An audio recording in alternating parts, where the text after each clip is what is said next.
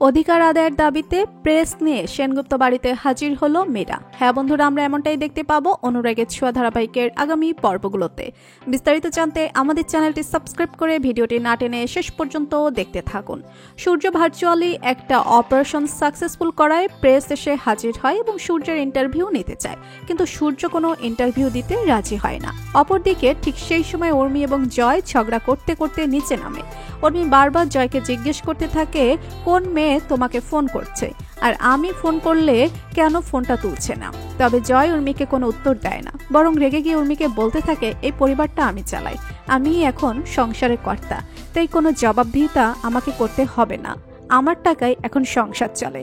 জয়ের এই কথায় প্রচন্ড ক্ষেপে গিয়ে প্রেসের সামনে জয়কে একটা ঠাটিয়ে চড় মারে সূর্য জয়কে উচিত শিক্ষা দেয়, আর জয় রাগ করে বাড়ি থেকে বেরিয়ে যায়। অপরদিকে জয় বাড়ি ছেড়ে বেরিয়ে গেছে বলে সূর্যকে দোষারোপ করতে থাকে উর্মি। অন্যদিকে দেখা যায় দীপা সোনাকে ফোন করে জানায় যে খুব শীঘ্রই রূপাকে নিয়েই ফিরবে, হয়তো মায়াপুরেই আছে রূপা। কিন্তু সোনা মনে মনে ভাবতে থাকে, মা তুমি সবসময় শুধু রূপাই করো। অপরদিকে উর্মি ভাবতে থাকে, ওই রূপাই আমার জীবন শেষ করে দিয়েছে, ওকে আমি কিছুতেই এই বাড়িতে ঢুকতে দেব না। অন্যদিকে দেখা যায় রূপা আশ্রমে ফিরে গিয়ে বৈষ্ণবী দিদি এবং সবাইকে বলে, কেউ যদি আমার খোঁজ করে তাহলে যেন না বলে আমি এখানে আছি। দীপা আর কৃষ্ণ দুজনেই আশ্রমে ঢোকে এবং রায় কোথায় সেটা বৈষ্ণবী দিদির কাছে জানতে চায়, কিন্তু বৈষ্ণবী দিদি দীপাকে বলে, আপনি ভুল ভাবছেন, আমাদের রায় আপনার মেয়ে নয়, এখানে আপনার মেয়ে নেই। ঠিক তখনই যে গানটা গেয়ে দীপা সোনারূপাকে ছোটবেলায় ঘুম পাড়াতো, সেই গানটাই আশ্রমের বাচ্চারা গাইতে থাকে।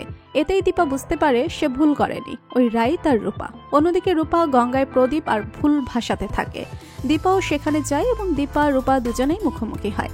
তবে মায়ের দেখা পেলেও অভিমানে নিজের পরিচয় দেয় না রূপা, মুখ ফিরিয়ে দৌড়ে পালিয়ে যেতে চায় সে, কিন্তু দীপা তাকে পালাতে দেয় না, রূপার হাত শক্ত করে ধরে রাখে। তবুও রূপা দীপাকে বলে, আমি আপনার মেয়ে নই, আমি রাই। কিন্তু মায়ের চোখ যে ফাঁকি দিতে পারবে না সেটা রূপাকে স্পষ্ট করে দেয় দীপা।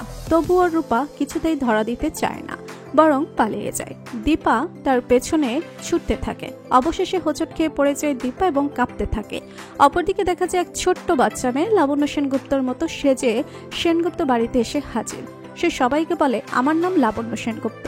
এরপর রত্নাদেবীকে আচ্ছা মতো ধুলাইও করে। এটা দেখে সবাই চমকে যায়, কে এই মেয়েটি, কার বাচ্চা, কিছুই বুঝতে পারে না সেনগুপ্ত বাড়ির কেউ। অপরদিকে সূর্য ভাবতে থাকে, এ যেন আমার মায়ের মতো, রূপার মতো, কে এই মেয়ে। তো বন্ধুরা, তোমরা এটাই চাও তো যে দীপা যেন রূপাকে নিয়ে বাড়ি ফিরে? কমেন্ট করে জানিয়ে দাও তোমাদের মতামত। আর আমাদের চ্যানেলে নতুন হলে সাবস্ক্রাইব করে রাখো, যেন অনুরাগের ছোঁয়া ধারাবাহিকের আগামী পর্বের আপডেট সবার আগে পৌঁছে যায় তোমাদের কাছে। ধন্যবাদ সবাই।